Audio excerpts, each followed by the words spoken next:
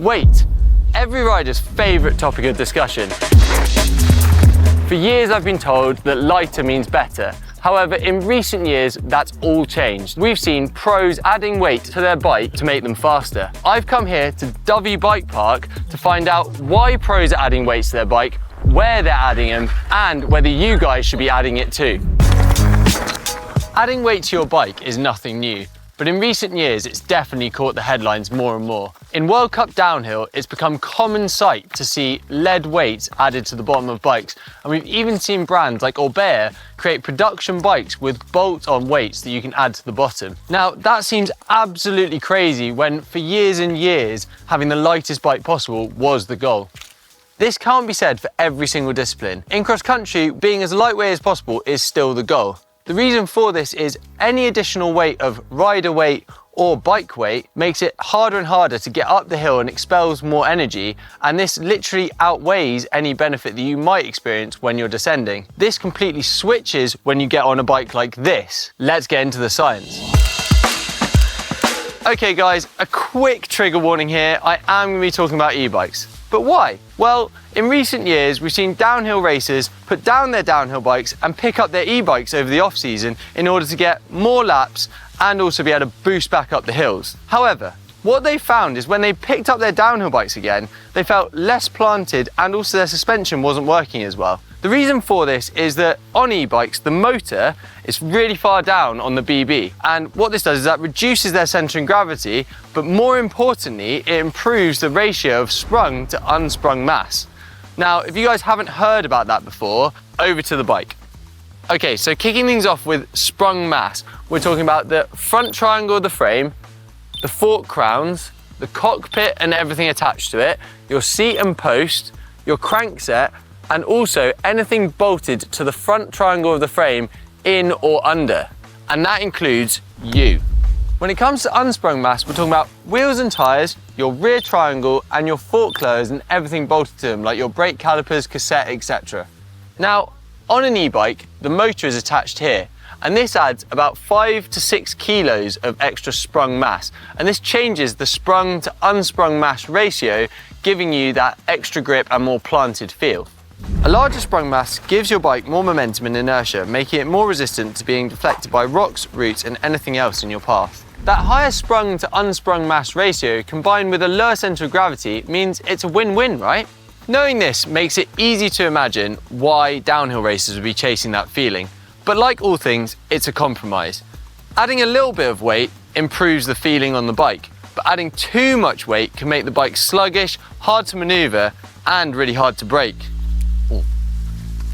Anyway, that's quite enough science for me, and I'm way more about how the bike rides. So for the purpose of this, I'm going to do a base run with no weight, and I'm going to set a time, and then I'm going to add 1.8 kilos, which is Jackson Goldstone's weight that he added to the bottom of his bike, to the bottom of my bike, and see if it makes me any quicker. Run number 1, this is the run without the weight.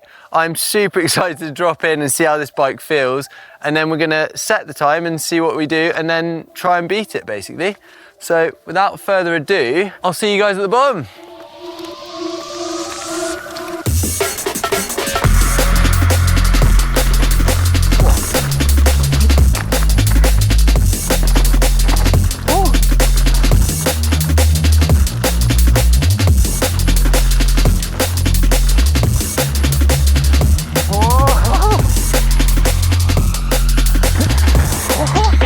Oh, it's loose.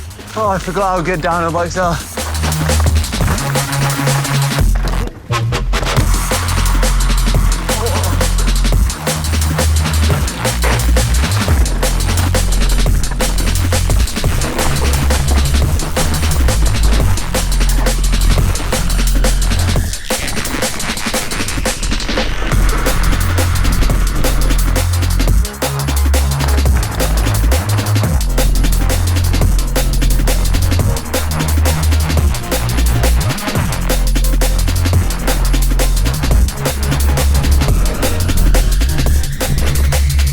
So there you have it, the baseline time I've set. I won't lie, that was a pretty wild run. I got down in one piece, I set a pretty alright time. I messed up one of the jumps. I think just not knowing the track that well, and obviously not having ridden the bike loads, that would be a factor, but I'll try and do exactly the same when it comes to the 1.8 kilo weight, and yeah, hopefully we have a comparable time. Weight was all the talk in the 2025 World Cup season, with a lot of riders opting to add 500 to 600 grams of weight. That gave them the benefit of stability whilst also not affecting their braking or their control. Enter Jackson Goldstone. In Ludenville World Cup, he was really struggling with the motorway section to carry speed and momentum, despite adding weight already. He spoke to his mechanic Woody, and they got as much weight as they could, which added up to 1.8 kilos, and they strapped it to the bottom of his bike. He immediately said it rode better and he felt better. He also went on to win World Cup overall and World Champs. That's quite the impressive resume, and I guess the real question is despite his insane skills, how much of that was down to the extra weight? This is the 1.8 kilos. It is super heavy. Like, I can't imagine what that's going to feel like on the bike. It's actually mental to think that I'm going to be adding it. The beauty about this, I had absolutely no idea what I was doing when it came to adding the weight onto my bike. Luckily, our GMBN tech expert, Adam, made me these. Now, this is folded LED flashing with some 3N double-sided sticky tape on the back, and then I have a toe peak tool strap, which I'm going to apply to the bottom of my bike. Now, the crucial thing when you're adding weight to your bike, if you choose to do it yourself, is you want it as low as possible on the bike. So directly under the BB or as close to the bottom bracket as you can get. It fits very nicely on my Canyon. Does that look like it's moving? Still heavy? Heavy, yeah. Really, really heavy. It's definitely harder to get off the ground, but then I guess that's kind of the point. You want it to be as planted and sort of stick to the ground as much as possible to give you all that extra grip. In comparison to the whole bike weight, it's not a huge amount. It's a decent percentage, but it's not enormous like an e-bike. So on our way up to run number 2, I think I picked a pretty gnarly track to do this test on. This Fire in the Booth track is a good mix of sort of technical routes and rocks and things like that, and then at the end it goes into jumps. First run was pretty nice, but yeah, definitely think I can do better, and obviously with the weight attached now, we'll see how we go. And I'm pretty excited to see how it feels. It definitely feels heavy on the bike, pushing it up and things like that, but I imagine, like I said, it's gonna feel really, really good on the way down. So yeah, without further ado, time to drop in.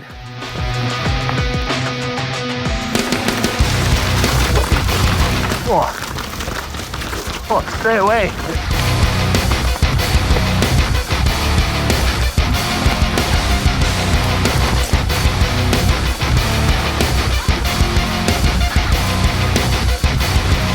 Straight away, it's more planted. Oh, into this section. Woo, 50.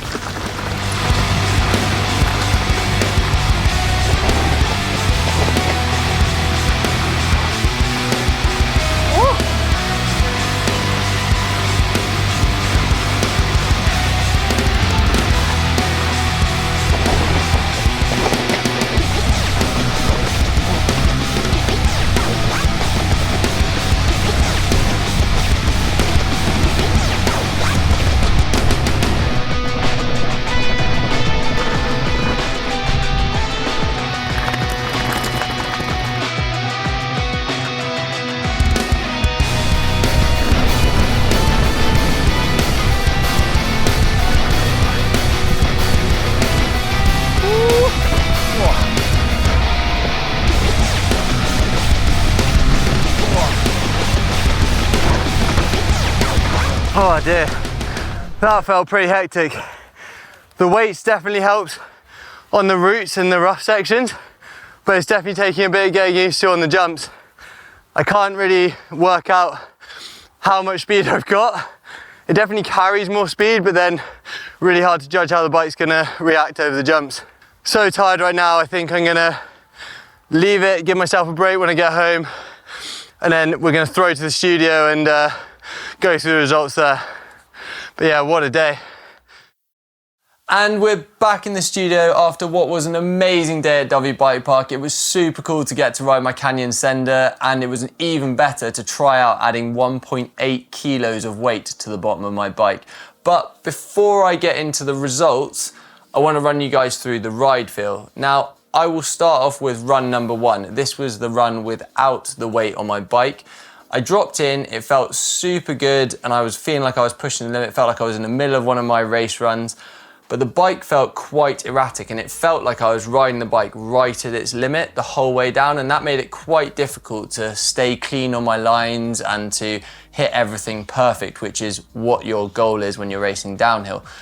Now, that partly is due to the lack of time I've had on the bike. I would have liked to have put a little bit more time and do a few more runs, but on the whole, it was a really good base time to set, and I felt like it was a good run. Moving on to run number 2 with the 1.8 kilos added, when I was bouncing around the car park, the bike felt really heavy, and when I was pushing it up the hill, it felt heavy again, and I was really nervous as to how the bike was going to respond to my inputs. You know, it was really hard. Would I be able to pick up over rocks and roots? Would I be able to change my line super quickly? I mean, we've seen Jackson Goldstone has clearly made it very obvious you can do that, but was it going to happen for me? And especially on my first run, as soon as I dropped in, the bike felt so planted, and I would say, if anything, it felt quite sluggish. It felt like I wasn't riding it to its limit. And I think this is kind of the main factor and the main benefit of this weight is just how much it dulls down all of the inputs you're feeling on the trail. It makes the bike feel super planted and feels like you can push that little bit further. Something that I would say on that first run was more surprising, so I wasn't riding the bike to its absolute limit. That said, I did push on down the hill, and I really noticed the speed change when I came into the corners on the jumps. The momentum you're carrying over those jumps is just so much better, and I was able to clear some of the ones that I hadn't necessarily cleared before, and I was also able to hold lines that I hadn't previously. Now, on the note of lines, a small caveat, this was my second run, and like with all downhill races, you want to do a few runs just to really tidy up your lines and get those lines dialed in. So I can't say that all of my potential performance gains with the weighted bike were just down to the weight. But that being said, I tried to keep my lines the same as run 1 to run 2 just for the sake of the test. And I came down with a pretty clean run and was really happy with it. So I guess this is the moment you guys have all been waiting for, the results. And I've compared my 2 POV runs, so I started them at the top and finished as I landed the final jump at Dyfi. And the run number 1, I did a 1:59, and this was really, really good. It was a pretty good base time. 2 minutes is pretty respectable down there, not as fast as some of those World Cup boys I know, but like I said, a pretty clean run. Moving on to run number 2, I did a 1:56. So I cut 3 seconds off my time with the weight, which on a 2-minute track, that's pretty impressive. I mean, when you look at World Cups and you're talking of fractions of seconds, if I could cut 3 seconds off in just my first run of that, I definitely felt like with a few more runs, I could have got used to the difference in braking points and braking distances, and I would have definitely been able to shave more time off. So it's really opened my eyes as to the benefits of adding that weight, and it's definitely something that I'm really, really keen to sort of explore more, maybe in some future videos. But more importantly, what do you guys think? Will you be adding weight to your bikes? Let us know how much you might be adding in the comments below, and if you enjoyed this video, don't forget to like and subscribe, and I'll catch you in the next one.